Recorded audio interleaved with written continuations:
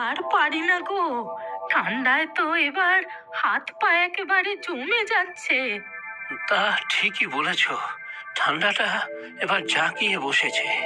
তুমি ঘরে যাও অমলা, আমি জঙ্গল থেকে শুকনো কাঠ নিয়ে আসছি।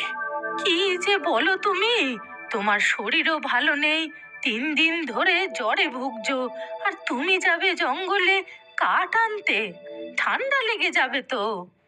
সে ঠান্ডা তো তোমারও লাগবে, তুমি বিছানায় পড়লে কে দেখবে শুনি? ও তুমি চিন্তা করো না গো, ভগবানের দয়ায় আমার কিচ্ছু হবে না। আমি যাব আর আসবো, এসে তোমাকে চা বানিয়ে দেবো, কেমন?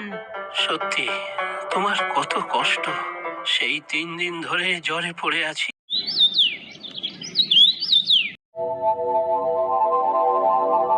ও বুড়িমা, কোথায় যাচ্ছো?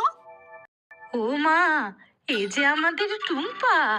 তা যাচ্ছি বাছা, জঙ্গলে শুকনো কাঠ কুড়িয়ে আনি, না হলে রান্না করব কি করে বলতো? জঙ্গলে যাচ্ছো? দাঁড়াও একটু, আমি মাকে বলে আসি। আমিও যাব তোমার সাথে জঙ্গলে। আচ্ছা যা, বলে আয় তোর মাকে, আমি ওই গাছের নিচে একটু জিরিয়ে নেই।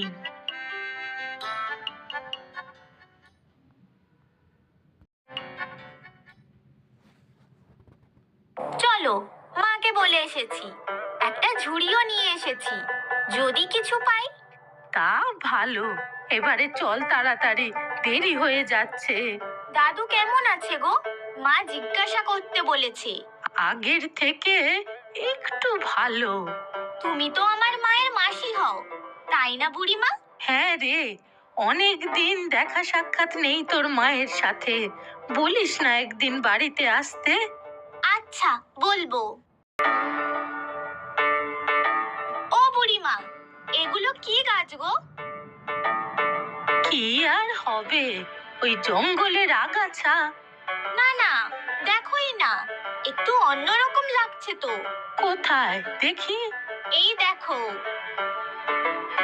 ও মা, ও তো ওল কচু গাছ, ওলগুলো বেশ বড় হয়েছে মনে হচ্ছে। দেখছি আমি। ও বাবা, এত বড় ওল! আমি ঝুড়িতে করে নিয়ে নিচ্ছি, তোমার বাড়িতে পৌঁছে দিয়ে আসবো। না রে বাছা, এত বড় ওল নিয়ে আমি কি করব? একজন তো আমার প্রায় শয্যাশায়ী। তুই একটা কাজ কর, এটা বাড়ি নিয়ে যা, বুঝলি? চল তাড়াতাড়ি বাড়ি যাই। হ্যাঁ, চলো তাহলে। এসেছো? এত দেরি হলো, আমার তো খুব চিন্তা হচ্ছিল। আরে, ওই টুম্পাটাও তো গেল আমার সাথে জঙ্গলে, ওর সাথে একটু কথা বলতে দেরি হলো। খুব ভালো মেয়ে গো টুম্পা। ও তোমার বঞ্জি শ্যামলীর মেয়ে তো, বুঝেছি। হ্যাঁ তো, ভারী মিষ্টি মিষ্টি কথা বলে মেয়েটা। আর জানো তো, আজ এত বড় একটা ওল পেয়েছে জঙ্গলে। ওল? বাহ, এনেছো তো? ওলের তরকারি অসাধারণ। তুমি খেতে ওল? আমি আবার আনলামই না, পুরো ওলটা ওদের দিয়ে দিয়েছি। ইস, এ কেমন করলে অমলা? ওল কেউ ছাড়ে? ও মা, তোমার শরীরের এই অবস্থা, এর মধ্যে আবার ওল খেতে নাকি? পেটে সই তো? ধুৎ, কি যে করো! আহ, কুচো চিংড়ি দিয়ে একটু ওলের তরকারি, ভাবতেই জিভে জল আসে। ওই দেখো, বাবুর আবার গোসা হলো। এই শোনো, চা দিচ্ছি, খেয়ে নাও, তারপর দুপুরের ভাত বানাচ্ছি। আজ দেখবে তোমার জন্য পেঁপে দিয়ে শুক্তো বানিয়ে দেবো। ছ্যা, তোমার ওই পেঁপের ঘ্যাট আর মুখে রুচছে না। ইস, ওল হাতে পেয়েও ছেড়ে দিয়ে আসলে। তুমি কেন বুঝতে পারছো না গো? এই শরীরে তুমি ওল খেতে পারবে না, একটা অনর্থ হয়ে যাবে। একটু খেলে কিছু হতো না, তুমি রান্না করতে হবে বলে ইচ্ছে করে আনোনি। কি সব বলছো বলো তো তুমি? সারাদিন একার হাতে এত কিছু করছি, সেখানে তুমি বলছো কিনা রান্না করার ভয় আমি ওল আনিনি। হ্যাঁ, সেই জঙ্গল থেকে কাঠ কুড়িয়ে আনলাম এই শীতের মধ্যে। কে বলেছিল তোমাকে যেতে? আমি তো বলেইছিলাম কাঠ নিয়ে আসি, সে তো যেতেই দিলে না, আর এখন কথা শোনাচ্ছ। আমি কথা শোনাচ্ছি না গো, তোমার ভালোর জন্যই বলছি। এত রাগ করে থেকো না গো, চাটা খেয়ে নাও।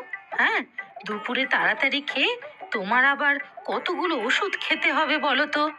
না, আমি কিছুই খাবো না, ভাতও খাবো না, আর আর ওষুধও খাবো না। হায় ভগবান, কি যে করি আমি! মানুষটাকে নিয়ে আমি আর পারছি না। কি এত বড় কথা! আজই আমি যেদিকে দু চোখ চাই চলে যাব, বাঁচি মরি সে পরে দেখা যাবে। কি সর্বনাশ! এমন অলক্ষণে কথা মুখেও এনো না গো। আচ্ছা ঠিক আছে, আমি বিকেলে ডাক্তারের কাছে যাব। যদি বলে তাহলে ঠিক ওল রান্না করে তোমাকে খাওয়াবো, কেমন? আরে বড় ডাক্তার আমার, দুটো পাশ দিয়ে এসেছে শহর থেকে, সে কিনা সব জানে। সে ডাক্তার বলুক আর না বলুক, আমি ওল খাবো ব্যাস। টুম্পা, এত বড় এক ওল নিয়ে এসেছিস? এ তো কাটতেই আমার অবস্থা কাহিল হয়ে যাবে। কি করব মা, এই ওলটাই তো অনেক বড়। আমি ঝুড়িতে ভরে মাথায় করে নিয়ে এসেছি। ইস, খুব কষ্ট হয়েছে না রে তোর? না গো মা, তেমন কষ্ট হয়নি। সাথে ওই বুড়িমা ছিল না, দুজন মিলে গল্প করতে করতে চলে এসেছি। জানো তো মা, উনি তোমাকে যেতে বলেছে। যাবে? হ্যাঁ যাবো তো। দাঁড়া, আগে ওলটার একটা ব্যবস্থা করি। চিংড়ি আছে, তাহলে ওই ওল চিংড়ি করে ফেলি। ওল চিংড়ি করবে মা তুমি? হ্যাঁ রে, করবো। তুই যা, ঘর থেকে লেবু নিয়ে আয়, সর্ষের তেলের বোতলটাও নিয়ে আসিস।